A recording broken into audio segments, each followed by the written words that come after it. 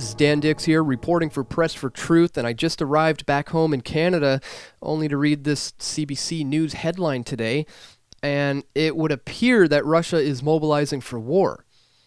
And that's not my assessment here. This is coming from the Canadian Security Intelligence Service, which is basically Canada's version of the CIA. Now, CSIS says that Putin is modernizing conventional military capability on a large scale. Well, that might very well be true, but one look at the United States military budget puts any argument to rest.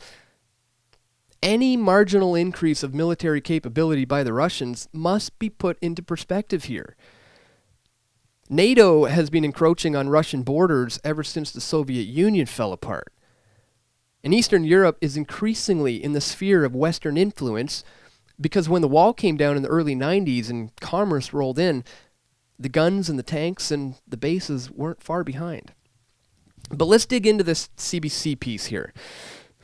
The Trudeau government is considering whether Canadian troops should join a NATO assembly force based on some false aggression, some non-aggression from the Russians here.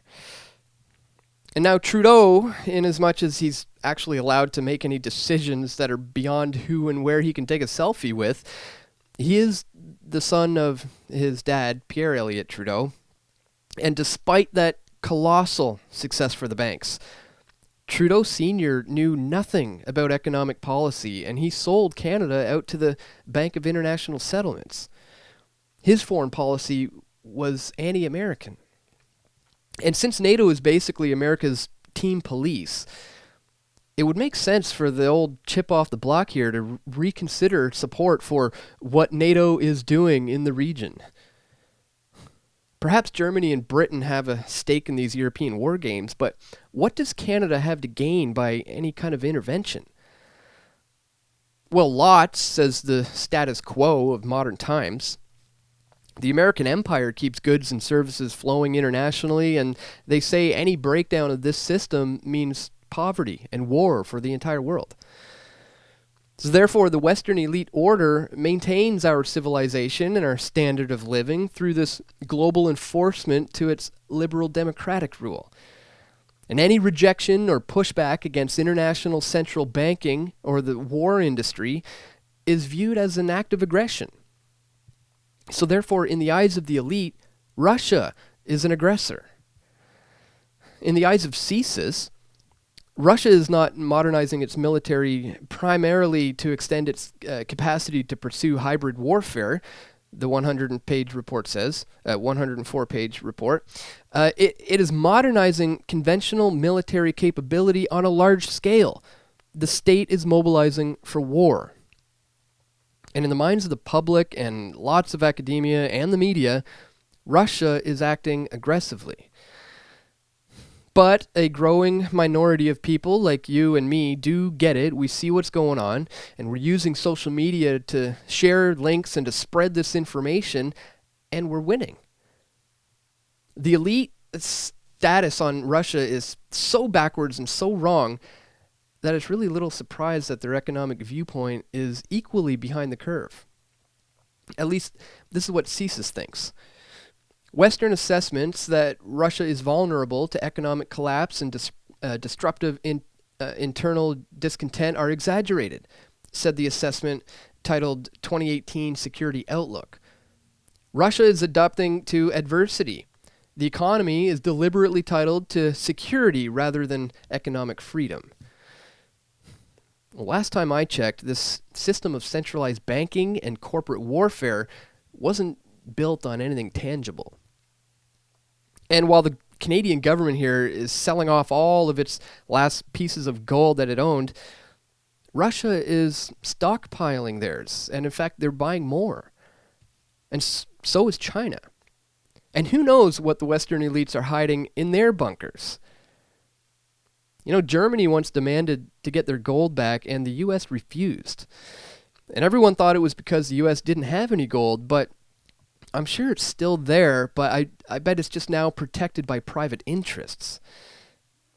See, the reason they declined Germany was probably because the elite can't risk gold so close to Russia, where this New war might end with more territory for them and less for us. Despite the end of the paper empire, gold is still money, and the elites still own gold. And if any economic collapse is on the horizon, it won't be the country where the Minister of Foreign Affairs references Zbigniew Brzezinski's book, The Grand Chessboard, where, and I quote, "We, the Russians, perceive the economic constraints that are applied to us as a window of opportunity. Opportunities that must be used optimally in order to strengthen our food security, our technological security, the constitution of diversification in the economic sector and in international relations, and finally, to create alternative, effective financial mechanisms and systems for payment." I would say it this way. For us, the question of when the anti-Russian sanctions will be lifted is irrelevant. We did not introduce them, and we're not going to discuss any terms and conditions.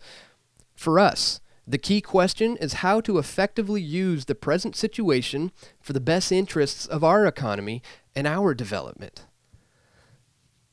The fact is, guys, the Federal Reserve scam is coming to an end. And if that doesn't mean the end of Western elites, it's going to mean economic depression and probably war. Now, would this prove this thesis that the American empire is somehow needed to facilitate international markets and to keep the peace? Well, no, not at all. All this would mean is that the states are ineffective policemen, essentially, especially internationally. And also that the monetary system is deeply flawed. If the end of the Fed scam wakes up just enough people to influence mass opinion, then it might be possible to structure our relationships more consensually, where the international divisions of labor rests on voluntary exchange. But until then, guys, we're stuck with these backroom deals and real-life war games here, where, to paraphrase George Carlin, rich old men protect their wealth by sending lower and middle-class men off to die. Now that's a viewpoint you're not going to get from the CBC. Check the description for the sources to this video, and if you like the work that we're doing here at Press for Truth, please consider making a donation or subscribing as a PFT patron. And thanks for watching, guys, and for all your continued support. Stay tuned. We've got more video reports coming soon to pressfortruth.ca. At the time, people won't admit it, but NATO expansion. If you look at the Rose Revolution, if you look at the Orange Crush Revolution in 2004 in Ukraine, Putin picked his battles very wisely. At the time, he wasn't in a position to fight the Western influence. And now it's revealed that it was the Western influence that caused that revolution.